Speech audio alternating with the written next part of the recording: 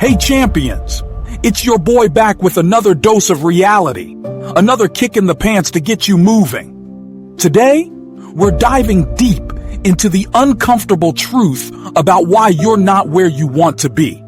We're not here for fluff. We are here for transformation. And let me tell you, the biggest obstacle standing in your way isn't some external force, it's your own damn excuses. Chapter breakdown, briefly shown on screen, chapter headings, and short description. This video is broken down into 7 chapters to dissect, deconstruct, and destroy those excuses that are holding you back.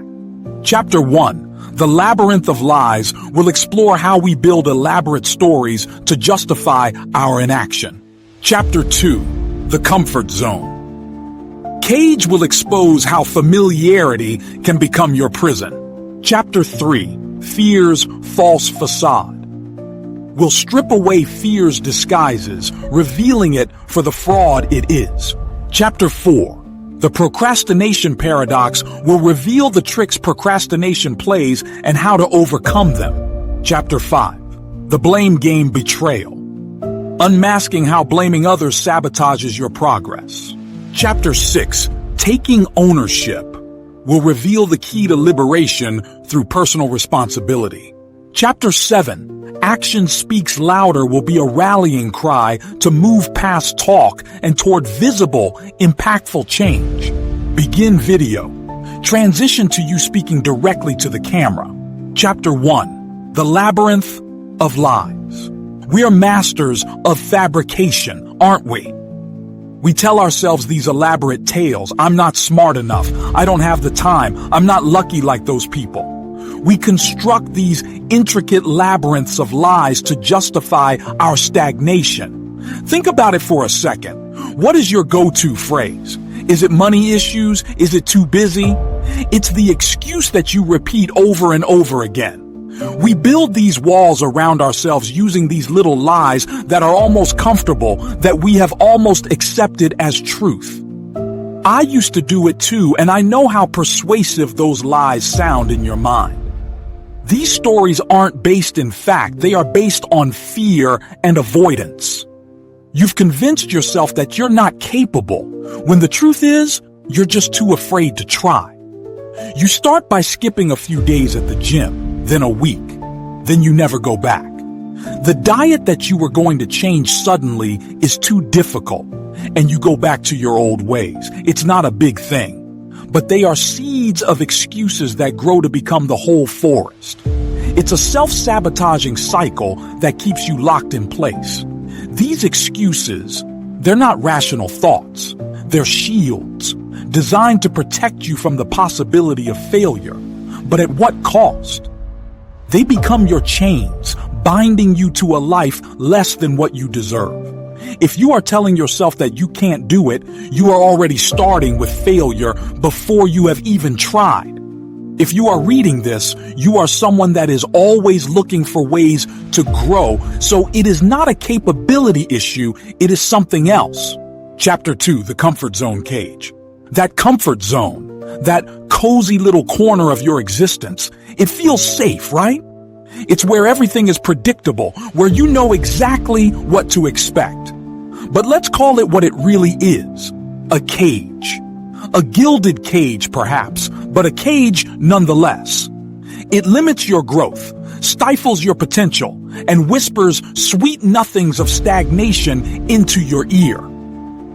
In this age, we see people doing better than ever before, and people stuck in ruts, and there is one big reason why.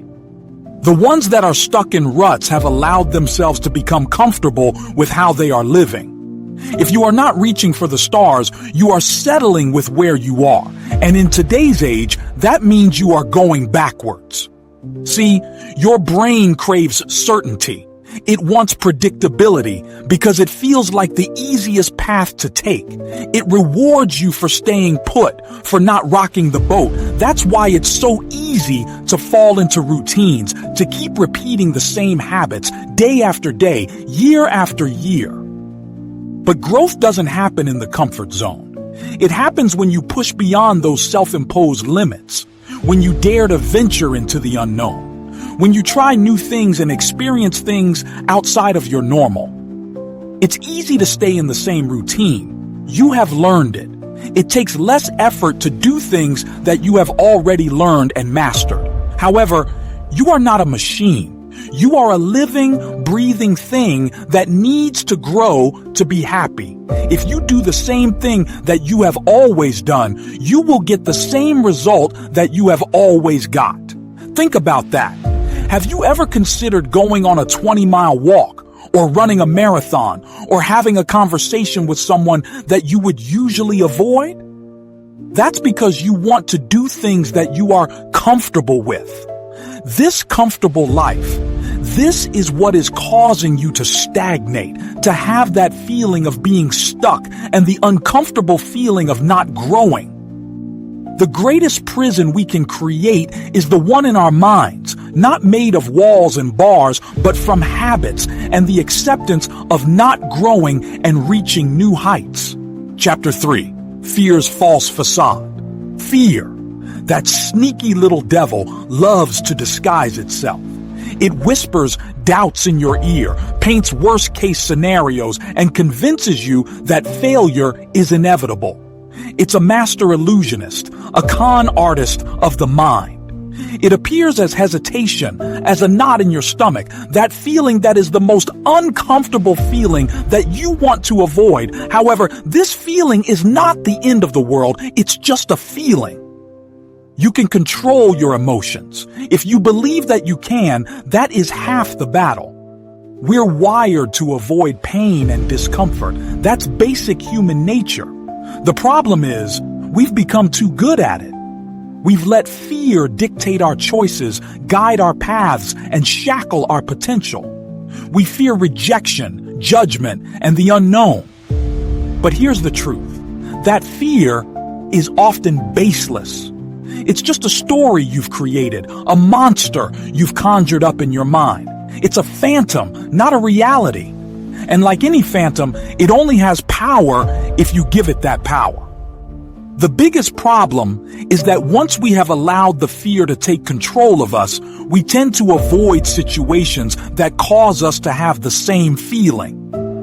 This creates a smaller world for us. It limits what you are able to experience in life, and in turn makes you more susceptible to fear in other situations. The thing is, success is not the absence of fear. It's the ability to act despite it.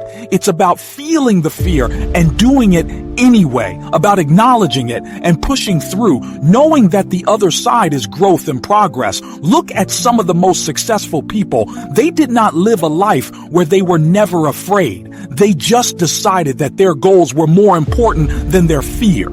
It's not that their fear was any less than yours. They just had the courage to keep going. Chapter 4. The procrastination paradox. Procrastination, that silent thief of time and potential. We tell ourselves, I'll do it later. I'll get to it tomorrow. There's always more time. We become masters of distraction, endlessly scrolling through social media, watching endless hours of videos, or doing the easiest work so we can feel accomplished, even though we know that it isn't our most important task. It's a dangerous game because the more we put things off, the harder it becomes to start. We get caught in the procrastination paradox. The longer we wait, the more daunting the task seems, and the greater the feeling of anxiety that is created. We think we're in control, but that is a lie we tell ourselves. We think we are controlling when we start, but in reality, we are being controlled by fear and insecurity. The reality is that you have lost control of your actions. You know what you should be doing, but you just don't want to do it.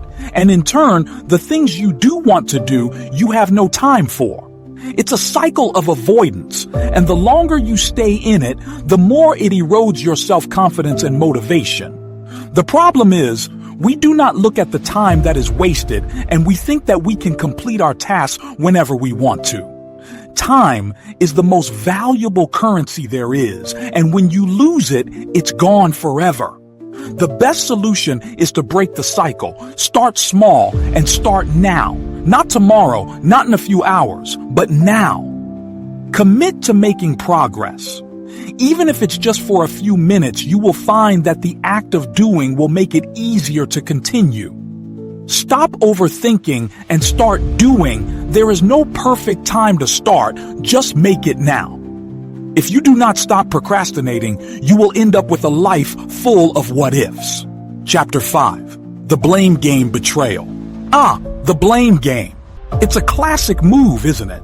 It's always someone else's fault, the economy, the government, your boss, your family, always something that you have no control over. It's a convenient way to avoid responsibility, to shield yourself from the discomfort of looking inward.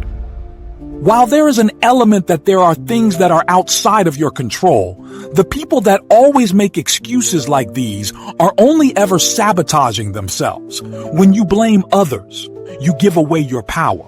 You relinquish your control over your own life and place it in someone else's hands. And that makes it so much easier to say that there is nothing you can do to change it.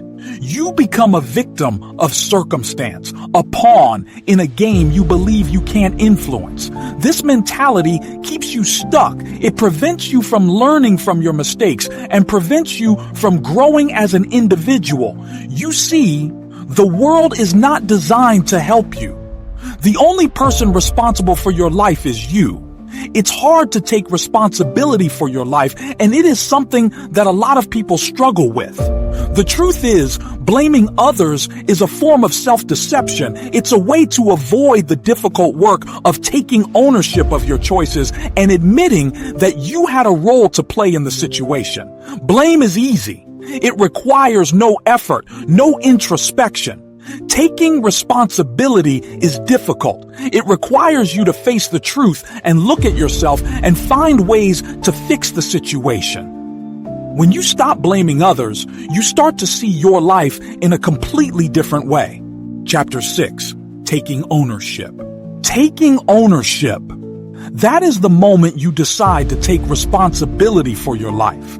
The moment you realize that you are the captain of your own ship and that you can navigate through all sorts of waters. It's the act of deciding that you are done being a passenger on a voyage that you have no control over.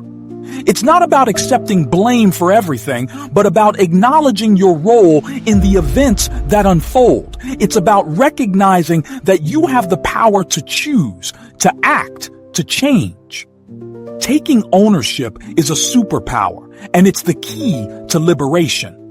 When you take responsibility, you reclaim your power. You stop being a victim of circumstance and become the architect of your destiny. You stop looking for external validation and begin to cultivate inner strength. You become accountable for your choices, both good and bad. You use failures as lessons rather than setbacks. It's the moment when you take all of the power that you gave away and reclaim it all. It's not going to be easy, and it is difficult to admit you made mistakes, but the freedom you gain is well worth it. When you embrace responsibility, you also embrace the power to make things better. The power to change your situation for the better. Taking ownership is not easy, but that is why so few people do it. Chapter 7. Action speaks louder. Talk is cheap. Words are hollow without action. You can dream, plan, and strategize all you want, but without action, it's all just hot air. You can read all of the motivational quotes and watch every video about success, but if you do not apply what you have learned, you are wasting your time. Action is the catalyst that transforms ideas into reality. It's the bridge between intention and achievement. It's where you start to see real progress. The universe responds to action, to momentum, to movement. It doesn't reward endless contemplation or wishful thinking. It rewards effort, persistence, and the courage to take the first step and then the next. And if you slip up, then get back up and go again. It's important to find ways to take action. Do not make excuses and look for a path where it is easy. That is why a lot of people fail. They try to find the easy route, and there is no easy route to greatness. The path will be hard, and you are going to want to stop, but that is where you show your true character. Action isn't always comfortable or easy, but it's essential for growth. Do not be afraid to stumble, to fall, to learn and try again, to get back up. It's through these challenges that you find your strength, your resilience, and your true potential. When you commit to action, you commit to moving forward, to becoming the person you are destined to be. Outro, end screen, upbeat music, call to action. So there you have it, my friends. Your excuses are just cowardice. It's time to drop the charade, step outside your comfort zone, and unleash the power within you. Stop giving power to the excuses, the fears, the thoughts that hold you back. There is a better you just waiting to come out. Take responsibility for your actions and move in the direction that you should be going. What are you waiting for? Now is your time. Like this video, subscribe and hit the notification bell to stay motivated. End screen. Conclusions. Said at the start of the outro, we've reached the end of our journey today, but this is only the beginning of yours. Remember this, your life is not pre-written. You are in control of your destiny, and you can make your life exactly how you want it to be. Your excuses are the biggest thing that is holding you back. The ability to take control and responsibility for your life is something that only you can do.